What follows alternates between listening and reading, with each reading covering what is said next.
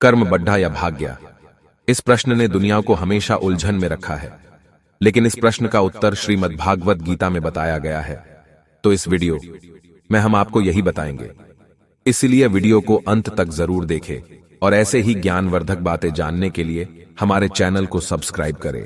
भगवत गीता के अनुसार कर्म बड़ा या भाग्य, इसे समझने के लिए सबसे पहले हम आपको एक कहानी सुनाते हैं। एक विद्यालय में दो विद्यार्थी अजय व विजय पढ़ाई करते थे। अजय बहुत मेहनती था। वह अच्छे से पढ़ाई करने के बाद भी कक्षा में प्रथम स्थान प्राप्त करने में असमर्थ था, जबकि विजय नकल करके पास होने व भाग्य में विश्वास रखने वाला विद्यार्थी था। अजय और विजय धीरे धीरे अच्छे दोस्त बन गए। अजय भी मेहनत के स्थान पर भाग्य में विश्वास करने लगा, किंतु जब परीक्षा हुई तो अजय विजय के जैसे नकल नहीं कर पाया और वह फेल हो गया। जब उनके अध्यापक को इस बात का पता चला कि अजय फेल हो गया है, तब अध्यापक ने उन्हें समझाया कि क्या तुमने कभी बैंक के लॉकर का इस्तेमाल किया है? बैंक लॉकर दो चाबियों की मदद से खुलता है। एक चाबी उपभोक्ता के पास होती है तथा दूसरी चाबी बैंक के मैनेजर अपने पास रखता है।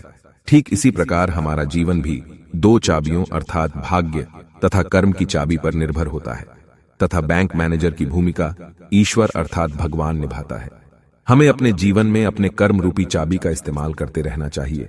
क्या पता कब ईश्वर अपनी भाग्य रूपी चाबी का इस्तेमाल करें और हम सफल हो जाए। वहीं दूसरी ओर हो सकता है परमात्मा अपनी भाग्य रूपी चाबी लगा रहा हो, पर हम अपनी कर्मी रूपी चाबी का इस्तेमाल ही ना कर रहे हो और हमारी सफलता का ताला खुल ही ना पा रहा हो।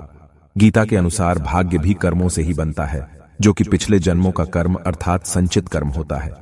एक व्यक्ति अमीर घर में पैदा होता है, वही कोई गरीब घर में। यह सब उसके पिछले जन्मों के कर्म के आधार पर ही तय होता है। भगवत गीता के अनुसार कर्म का फल तो मिलता ही है। तो अब आप समझ ही गए होंगे कि कर्म तथा भाग्य साथ साथ चलते हैं, एक के बिना दूसरा महत्वहीन है। इसलिए कर्म और भाग्य दोनों का ही जीवन में होना बहुत जरूरी है।